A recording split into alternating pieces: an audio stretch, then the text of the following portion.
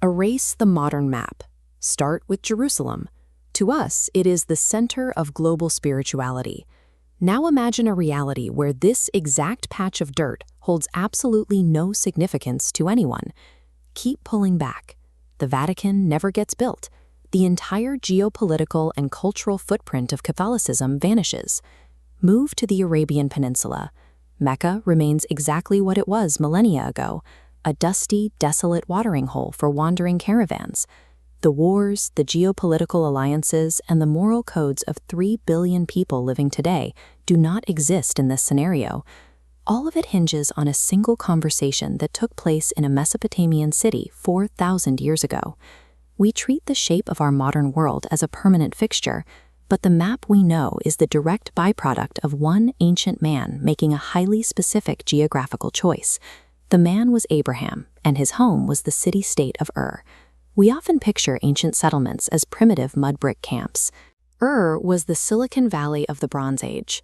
It ran on a complex bureaucracy, an early financial system based on grain derivatives, and precise astronomical charts.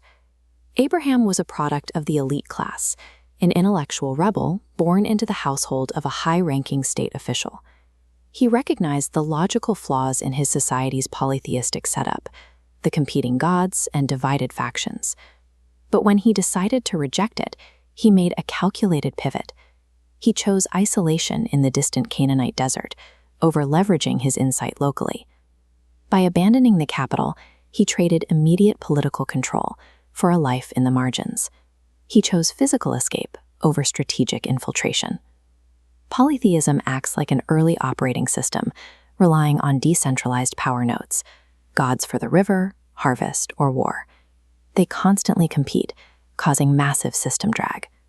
Monotheism solves this. By establishing one central point of authority, the system achieves maximum efficiency and mass centralization.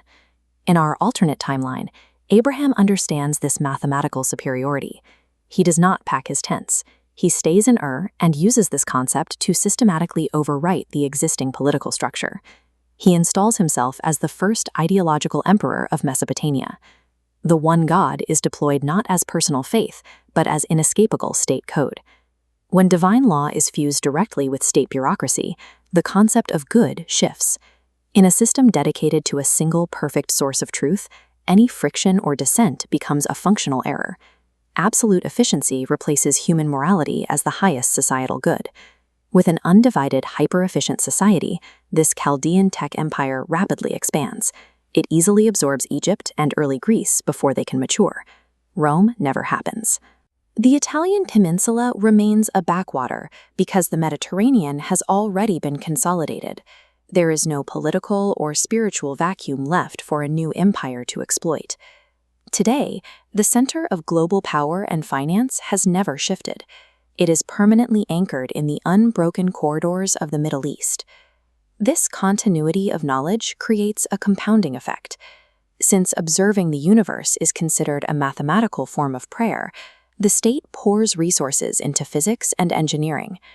By 500 BC, the first steam-powered irrigation systems are already fueling a premature industrial revolution. We do not spend the 21st century dreaming of Mars. We already terraformed it, painting the planet in aggressive, symmetrical gardens of divine geometry. The centuries of intellectual stagnation we call the Dark Ages disappear from the timeline. There is no conflict between science and religion because they are exactly the same entity. But our modern morality is built on elevating the weak and marginalized. The Chaldean alternative is entirely sterile. In a system obsessed with optimized output, material success is the only acceptable proof of divine favor. This diagram outlines the resulting social order. Society locks into a brutal, highly effective caste system. You are born into a designated tier, governed by an elite class of priest programmers. There is zero social mobility. The concept of free will is actively suppressed. Individual choice introduces unpredictability, and in a culture of absolute divine efficiency, unpredictability is classified as a mathematical error. It is a civilization that has mastered the physical universe, but in the pursuit of absolute optimization, it has methodically engineered out its own soul. There is a very specific law of power at work here. If you hold an idea capable of toppling the status quo, you do not retreat to the margins to practice it in peace. You march directly into the capital, you capture the existing machinery, and you overwrite the operating system from the inside out.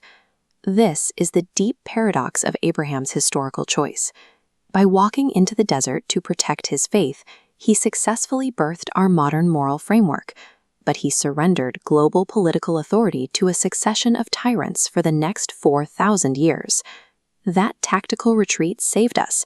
Because he walked away from the Mesopotamian capital, humanity narrowly avoided a cold, unyielding technocracy. Instead, we inherited a chaotic, deeply divided world.